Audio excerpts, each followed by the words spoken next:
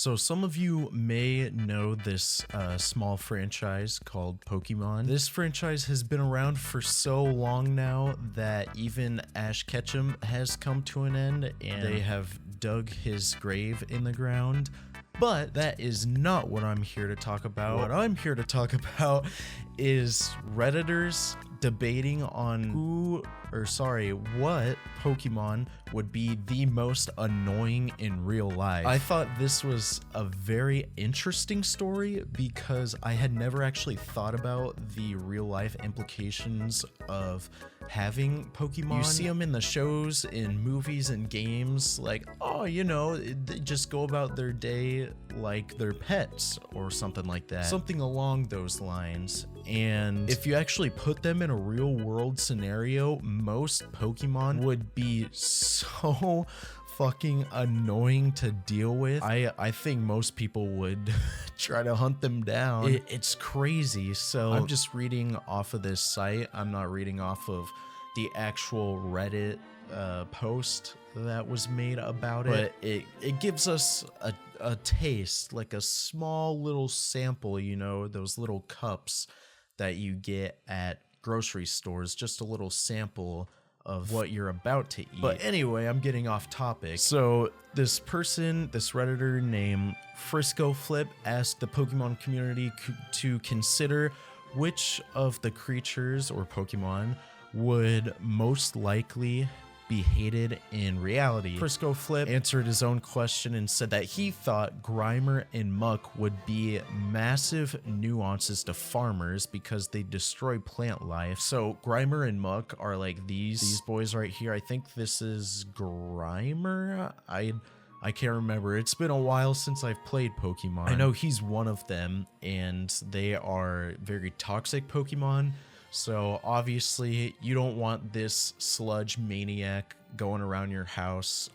You would, you know, kick him out to the street like a hobo in a week because everything would be covered in sludge. Also, Magcargo and Slugma would cause problems because they are fire Pokemon. Let's go ahead and take a gander at them real quick. Yeah, okay, so here's Magcargo, a flame snail, and then we have Slugma. Here's Slugma, another sludgy, flamey boy. So obviously they would be pretty annoying, and I think once you start getting into the nitty-gritty nuances of each Pokemon, I think any one of them could be very annoying, even Pidgey, because if you kept him as a pet, you'd probably like fly around the house, you'd find feathers everywhere, try to peck the eyes out of your dog or something, and find bird poop everywhere too, so he'd start to get annoying. And one popular reply was electric types. They would be the most annoying because they would be the most difficult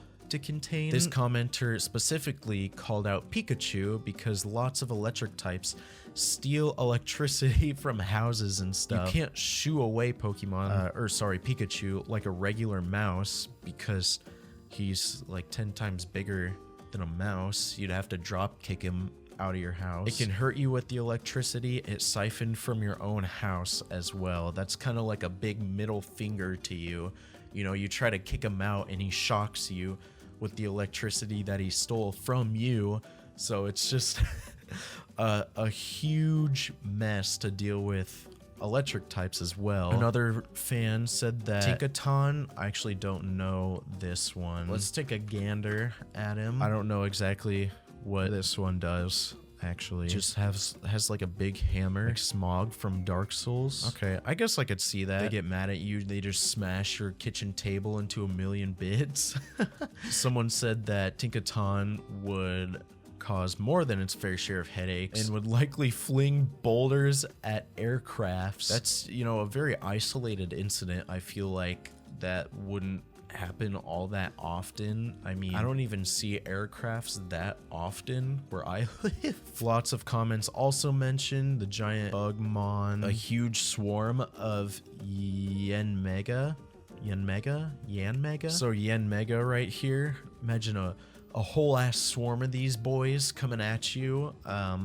You know, it'd be worse than a swarm of bees probably, because they're like, I don't know, probably 5 feet in length or something like that. I don't know the exact specs of Pokemon, but he seems pretty big to me. Here's a plushie for reference, I guess. 7 3/4 inches, half a foot, over half a foot. I'm sure there's a lot of Pokemon that would get very annoying, I would say. Another one I think would get very annoying would be this asshole right here, Snorlax. Now, hear me out. He does look very cuddly and lazy, and he will lay with you all day. Once you actually have to start doing things, I think he would be the biggest pain in the ass that you will ever encounter. In the original Pokemon games, he would sit in front of your path and just block the path, and you had to, I think you had to play some sort of flute. I may be wrong on that, but you play a flute and he moves out of the way, but other than that,